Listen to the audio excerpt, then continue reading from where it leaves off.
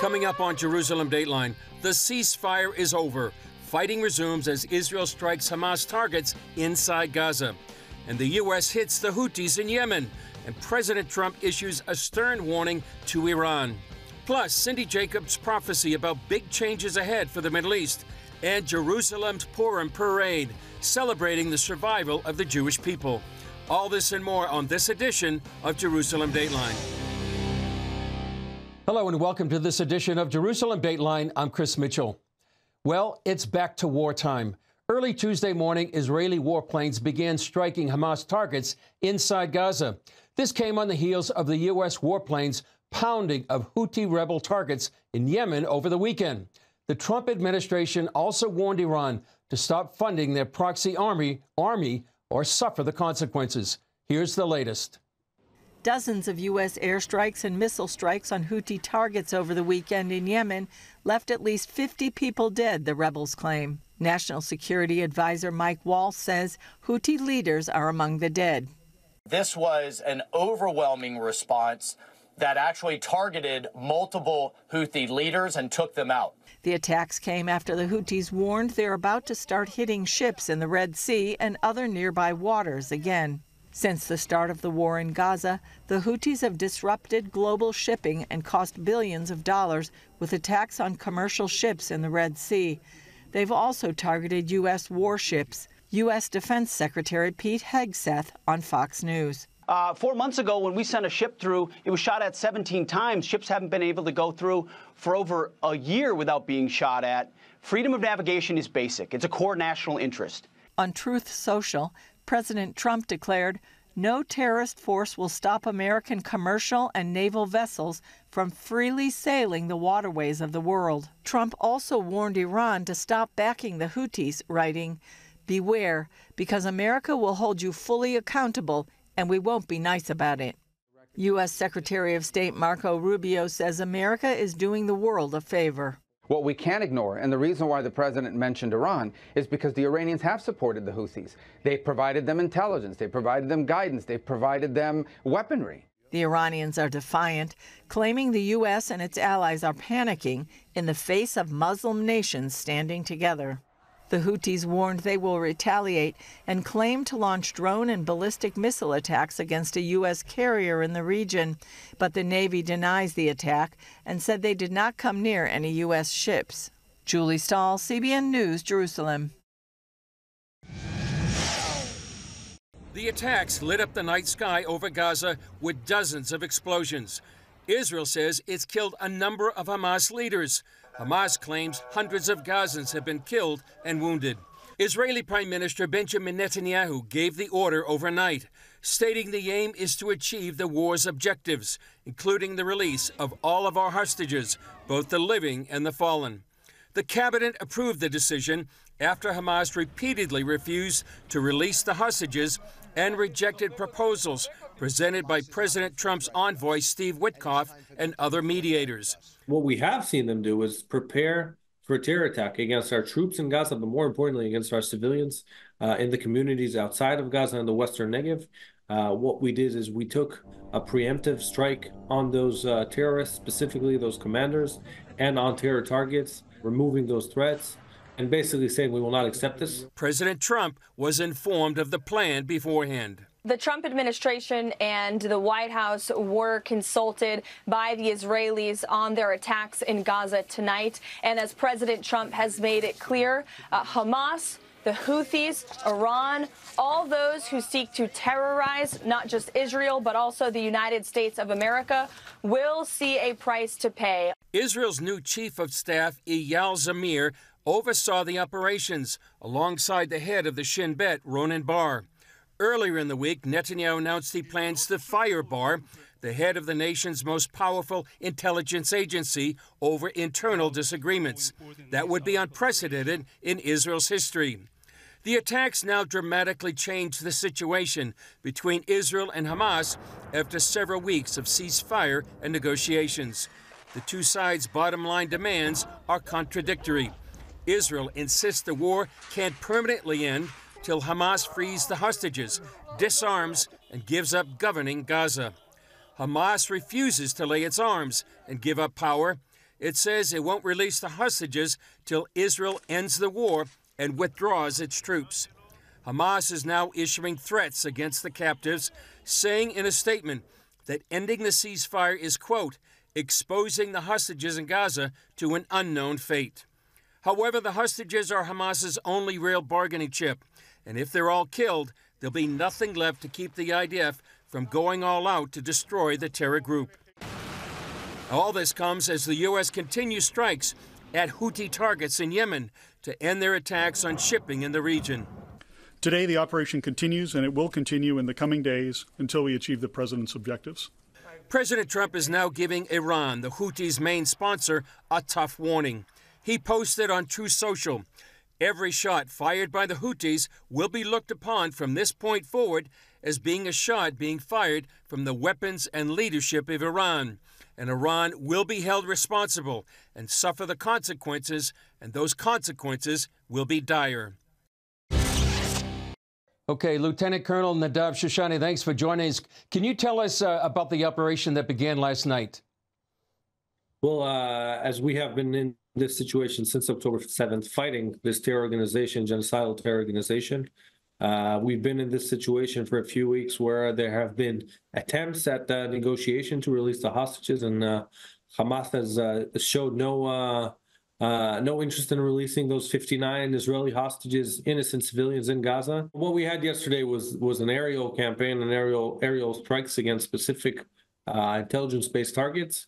And moving forward, all options are on the table. We are committed to the goals of the war, which are twofold. One is to return those 59 hostages. The other one is to dismantle Hamas and make sure they can never carry out another October 7th. And all options are on the table. We have a plan. We are acting according to the directive of our governments and according to the situational assessment. And I won't give hints to our enemies, but I'll tell you this, all options are on the table, including ground operations. Yeah. What goals have been accomplished so far in the last 12 to 24 hours? Well, we've been able to hit dozens of targets. Most of them are either commanders or terror targets, terror infrastructure that could be used for terror attacks. And we are assessing the situation right now, the morning after, understanding the results of our attacks, trying to get the BDA, the bomb damage assessments of how successful our attacks were. But we believe we were able to hit a blow on Hamas and prevent them from moving forward with their ideas to carry out a terror attack against our civilians.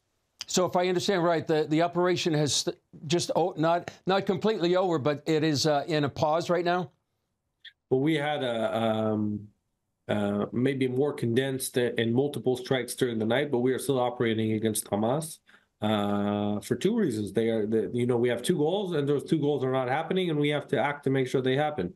The hostages are not being released. This is not an actual ceasefire if our hostages are not being released. And Hamas is trying to rearm and regroup and plan terror attacks against us. So we have to act against us. We have to act to change this reality where Hamas is trying to take us back to pre-October 7th, where they are posing a real threat on our civilians on our doorstep. That's what we're doing. And what about the fate of the hostages? Hamas is warning right now they have an uncertain fate because of this attack. Well, Hamas has been holding hostages for about a year and a half. Those hostages are Israeli civilians held in inhumane condition, horrible conditions. And, we've been operating this whole war. I returned to service for them. Many of my brothers in arms have risked their lives. Some have paid with their lives to bring back those hostages. This is why we're operating in Gaza. That's one of the main reasons. And, Hamas has been playing mind games and psychological warfare against Israelis, and more specifically against the families of those hostages, trying to spread misinformation. And I really just encourage the public to take everything they say with a salt of grain and be careful spreading rumors about that. I can assure you the IDF is operating to return hostages. We're doing everything in our way to make sure we're operating against those terrorists, not against civilians, not against Palestinians, but also not against our hostages. Yeah. Anything you'd like to add, Nadav, and anything particular you need an American audience would need to know? Well, this war started with Hamas's brutal attack on October 7th. They sacrificed Gaza. They sacrificed their people. And the horrible thing is, just a few weeks ago, they said their celebrating it, and they're preparing to do it again if they can. And our mission is to make sure they can never do it again. This is a real threat on our doorstep. This is a real threat that if we don't act against, will come and kill our civilians. And this is an existential war for us. This is a war we must conduct and must win. And I think the world needs to understand who Hamas is, what they did. Never forget what they did, but also understand they plan on doing it again. They have not changed their ways, and we are committed to learn from our mistakes and make sure they don't have a chance to do that ever again. Lieutenant Colonel Shoshani, thanks for joining us. Reserve Brigadier General Danny Van Buren is a man with a mission to call Israelis to a renewed commitment to values that played a role in the founding of modern Israel. His new organization is one whose time has come, or so we told our Middle East correspondent, Julie Stahl. So now you've just recently founded an organization, Call to the Flag, a Call of Duty. Yeah.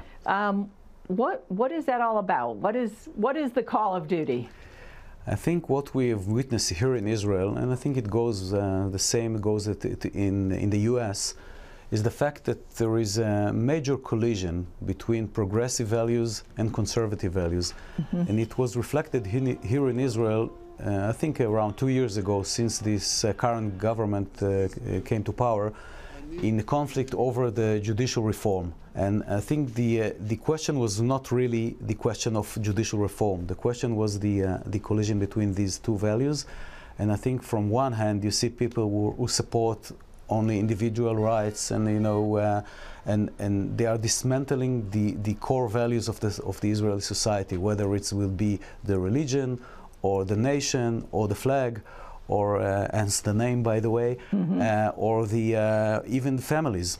And on the other side, you see people who are dedicated to keep the patriotic duties, the core values of Israel, which is based on both Zionism, Judaism, and democracy. Mm-hmm. So I think this is the collision, and we felt like there is a huge danger to the very existence of the Israeli society in terms of this collision. So now the progressive cause was very, very vocal, even before the war, huge protests and everything. Conservatives weren't so vocal. How much of society would you say is more conservative rather than progressive? I think when you dig inside, the most of it, the most of people are value, each one in their own perspective, in a way of thinking, or the way they implement the orthodox values or otherwise. But the fact is that the minority has control over most of the of the media, of the academia here in Israel. So how is your organization going to combat this? What are your goals? What do you want to do? First of all, the way that we allow ourselves to speak, both in television, in radio, in newspapers, creates some kind of a barrier for people that try to manipulate and to rule the way the things are presented here in Israel. And I think it's the first time where people who are conservatives are able to, there is a new channel here in Israel that is conservative, and there is a change in the air, that if you try to express these kinds of ideas, mm-hmm. 3 or 4 years ago, you'll be considered, a fascist or otherwise. Now, is there a way that also, like, the Muslim part of the population, the Christian part of the population works together with this? I think so, because if you look at the Muslim community in Israel, I think this is the only place on earth where Muslims can exercise real democracy, or can witness mm-hmm. or live in democracy.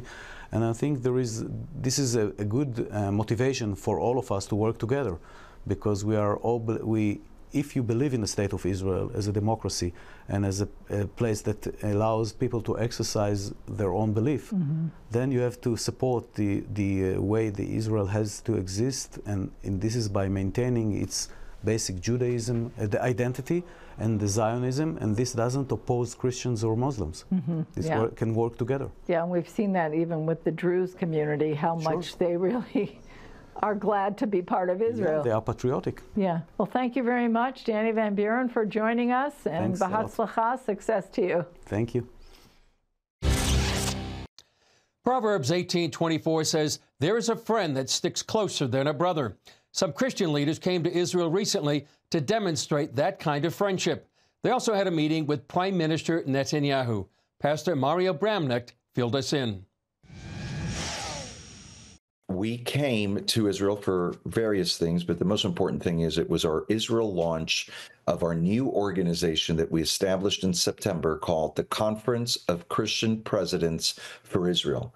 It's a coalition of different presidents of Christian organizations and influential Christians in the United States to unite together, to be able to work together on pro-Israel policy, on strengthening U.S.-Israel relations, on an executive level, legislative state level, as well as mobilization of any grassroots when necessary. I know you also met with Israeli leaders, including Prime Minister Benjamin Netanyahu. Tell us about that meeting. It was great. It's always an honor to meet with the Prime Minister.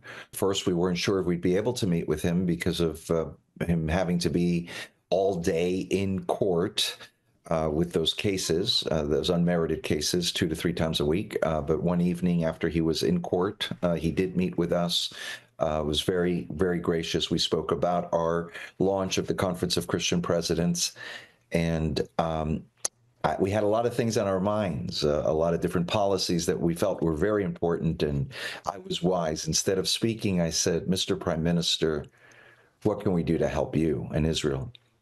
And he said, "You need to do whatever you can to help the Christians that are suffering in Syria." Wow. Just imagine, with all that's on Israel's plate, all the different fronts, the internal battles, et cetera, that was primarily what was on his heart and how we can help. Tell us also about, you talked about Judea and Samaria. Yes, we did visit Ariel. We were with Heather Johnson, who works very extensively on her initiative in Israel. It also seems to be a very critical time because President Trump has announced he'll be making a decision about Judea and Samaria. Is this a very timely moment for the future of what some people call the West Bank? Certainly, there are a lot of things happening right now. We've got the issue in Gaza. We've got the Israel having to complete all of the war goals of getting all the hostages out and completely dismantling Hamas. Other issues that Israel is tracking right now is how our United States deep state is working and has been working, the Biden administration, with Israel's deep state to unseat Prime Minister Netanyahu. Tell us about the final thoughts you have about this new organization you've just inaugurated here in Israel. Well, we're very excited. The Prime Minister, the leadership that we met with, Jewish leadership back home, as well as the Christian world.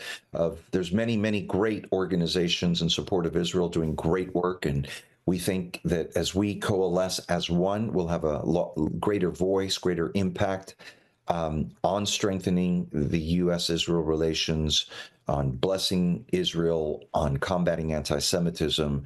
So we're very excited about what God's doing and the potential of this organization. All right, Mario Bramnick, thanks for joining us on Jerusalem Dateline. Swift changes in Israel and the Middle East are taking the world by surprise, but not everyone. Cindy Jacobs from Generals International has a sense that a major reset is underway and part of a divine plan.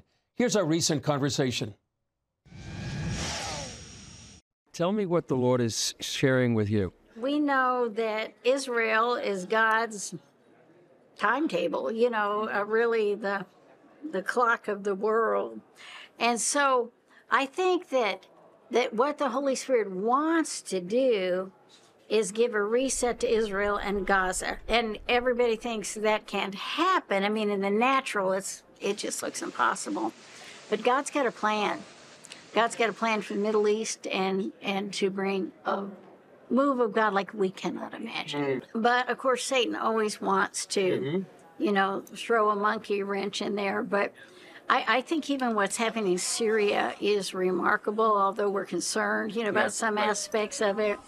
But the whole biblical world, God is going to do a great work in it. And he's also readjusting. Yeah. I mean, I prophesied, well, you were there at the Jerusalem Prayer Breakfast in Mar-a-Lago, that they would actually call what some people say the West Bank, they would say Judea and Samaria again. Yeah. It's going to be on the maps, Judea, Samaria, in the natural, we don't know, but it will be. And again, it's God adjusting the world. We don't understand this, but it's very important for us to have a reformation back to biblical language. That's biblical language, is Judea and Samaria. And so I really feel when that happens, that's also going to be a sign what he's going to do in the whole Middle East. So do we see the rise and fall of kingdoms in the Middle East? We see Syria has fallen. We expect, many people do, that Iran might fall. But we see a rise of Turkey as well. Yes, well, Turkey is our big concern right now, even in Syria. That's true. But Turkey also has biblical significance. So the Holy Spirit, and I'll just prophesy that God's going to do a work in Turkey that's going to surprise some people, even around the Ephesus area. What is it? I'm trying to remember, Izmir or whatever like that. And in the 7 cities.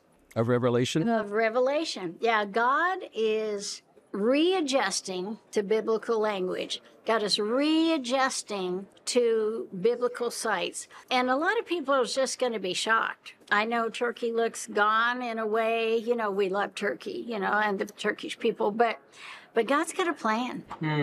He's so smart. He's in for the long game. Who knew? He's in for the long game. Yeah. And so I think even from your perch there in Jerusalem, that is even so prophetic and so significant. But just watch and see. You're going to be able, and this is the first time I prophesied this, you're going to see that God's doing adjustments, that he's saying, okay, this was my plan for Turkey. I had those 7 churches. I had, this for near Ephesus. I had this for Damascus. And you're going to start seeing, although I know in Syria there's persecution of Christians right now. I pray for them. I also pray for Gaza, the people of them, even though there's a lot of challenge there. Egypt, Jordan, I've been concerned about Jordan. But this is what the Holy Spirit is saying. Look, there are wells that are there.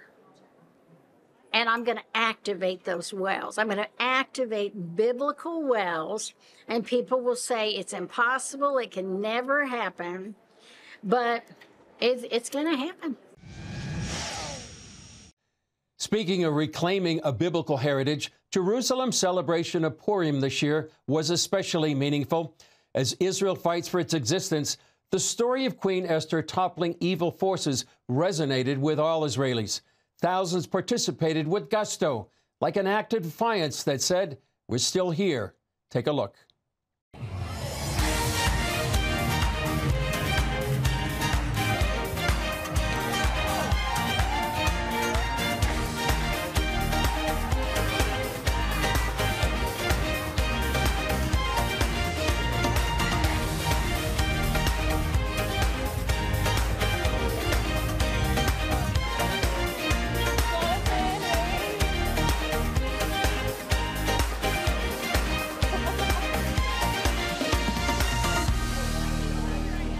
Well, that's all for this edition of Jerusalem Dateline. Thanks for joining us. And please keep praying for the protection of IDF soldiers and all those caught in harm's way, and for the safe return of all the hostages. We'll leave you with a few verses from Psalm 91, verses 14 through 16. Because he loves me, says the Lord, I will rescue him. I will protect him, for he acknowledges my name. He will call on me, and I will answer him. I will be with him in trouble. I will deliver him and honor him with a long life. I will satisfy him and show him my salvation. I'm Chris Mitchell. For all of us here at the Jerusalem Bureau, we'll see you next time on Jerusalem Dateline.